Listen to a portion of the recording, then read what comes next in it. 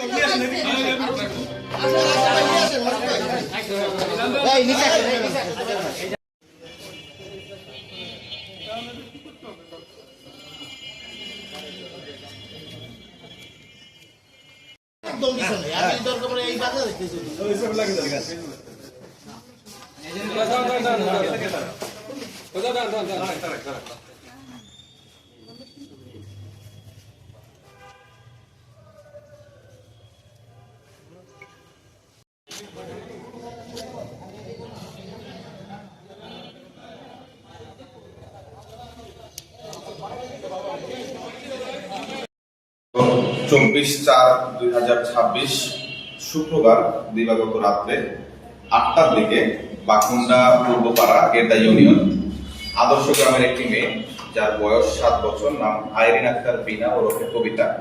এই মেয়েটি নিখোঁজ হয়। নিখোঁজ হওয়ার পরেই তার পরিবার এবং স্থানীয় লোকজন তাকে সন্ধান করে, কিন্তু ব্যর্থ হয়। পরের দিন তার বাবা থানায় এসে একটি নিখোঁজ চিঠি দায়ের করে। নিখোঁজ চিঠি পাওয়ার পরই কোতোয়ালি থানা পুলিশ নিখোঁজ চিঠি তদন্তে নামে এবং সার্বক্ষণিক ওই পরিবারের সাথে যোগাযোগ রাখে এবং স্থানীয়ভাবে তাকে সন্ধান করার চেষ্টা করে, কিন্তু বিগত 7 দিনও তার কোনো খোঁজ পাওয়া যায়নি। এরপরে গত 30/4/2026 সকাল 9:30 সময় বাকুন্ডা কমিউনিটি ক্লিনিকের পাশে অদূরে, এটা বাকুন্ডা রেল স্টেশনের অদূরে একটি জায়গায় রেল লাইনের নিচে এই একটি মেয়ের পচা গলার দেহ পাওয়া যায়। তো প্রাথমিকভাবে এই লাশটি ডিকম্পোজ ছিল, কোনো কিছু বোঝা যায়নি।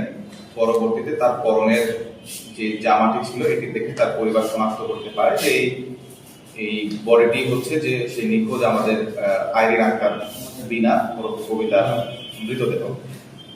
তো লাশটি পচন ধরায় আমরা সিআইডি পিবিআইকে খবর দিই এবং সুরতহাল প্রস্তুত করি।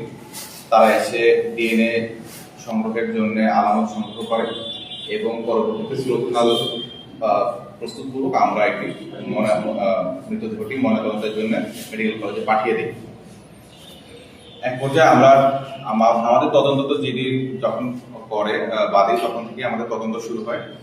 আমরা এলাকার বেশ কিছু সন্দেহভাজন ব্যক্তিদের এই প্রেক্ষাপটে নজরদারিতে রাখি এবং এদের মধ্যে ছিল যে তার এই মেয়েটির প্রতিবেশী একটা ছেলে ছিল, তার নাম ইসরাফিল। এই ছেলেটির পেশায় একজন অটো চালক, তাকে আমরা সন্দেহের তালিকায় অন্তর্ভুক্ত রাখি। পরবর্তীতে তার গতিবিধি সন্দেহজনক মনে হলে আমরা তাকে জিজ্ঞাসাবাদের জন্য আমাদের হেফাজতে নেই। আমরা তাকে নিবিড়ভাবে জিজ্ঞাসাবাদ করি এবং জিজ্ঞাসাবাদের এক পর্যায়ে সে স্বীকার করে যে এই মেয়েটিকে সে শ্বাসরোধ করে হত্যা করেছে।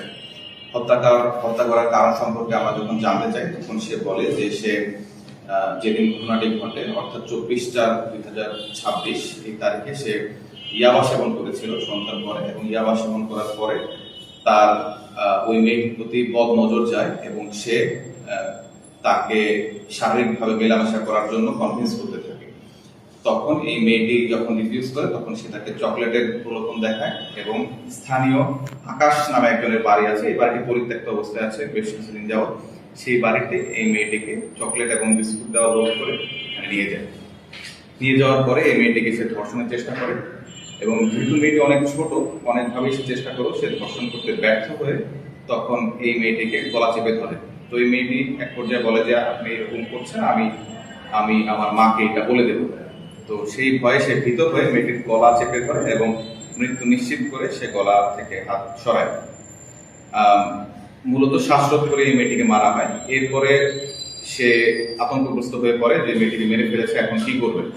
পার্শ্ববর্তী এখানে নাসিমা বেগম আছে, সেই নাসিমা বেগম একটি বাড়ির পরিত্যক্ত একটি সেপটিক ট্যাঙ্কের মধ্যে প্রথমে এই আইরিন আক্তার বিনা ওরফে কবিতার লাশটি এই ইসরাফিল লুকিয়ে রাখার ফলে পরবর্তীতে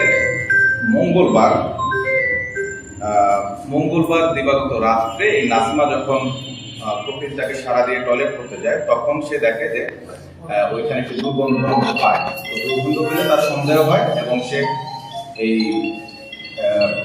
যে সেপটিক ট্যাঙ্ক আছে এই ট্যাঙ্কের ঢাকনাটি উঠানোর পরে সে দেখতে পায় যে একটি মৃতদেহটি অলরেডি ফুলে গেছে এবং তাকে পরিচয় শনাক্ত করা সম্ভব হয়নি। তো সে যেহেতু জানতো যে একটি মেয়ে তার প্রতিবেশী নিখোঁজ আছে, সে ব্যাপারটি চেপে যায়, কারণ তারও দুটি ছেলে আছে। তো সে ভাবে যে এই হত্যার দায়ে তার উপরে কোনোভাবে চলে না আসে। সে তার দুই ছেলে, যাদের নাম হচ্ছে শেখ আমিন এবং আব্দুর রহমান, এই দুই ছেলের সাথে পরামর্শ করে যে এই লাশটি কিভাবে এখান থেকে সরিয়ে দেওয়া যায়।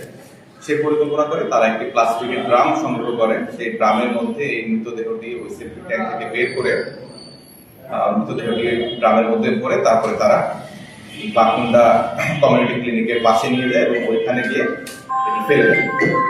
ফেলে দেওয়ার পরে তারা চলে আসে এবং তখন ওই লাশটি ওইভাবেই থাকে। পরবর্তীতে আমরা 30/4/2026 তারিখে আসলে স্থানীয় শেখ সোনা এবং দুলাল শেখের মাধ্যমে জানতে পারি যে ওইখানে একটি লাশ পাওয়া যায় এবং এভাবে লাশটি শনাক্ত হয় এবং আসামির পরিচয় শনাক্ত ও গ্রেপ্তার হয়। আমরা তাকে এই আমাদের জিডি হওয়ার পরে আমরা এই ছেলেটি মূল যে ঘাতক এই ইসরাফিল, তাকে আমরা নজরদারির মধ্যে রাখি এবং তার নজরদারি আমাদের যথেষ্ট সন্দেহজনক মনে হয়েছিল।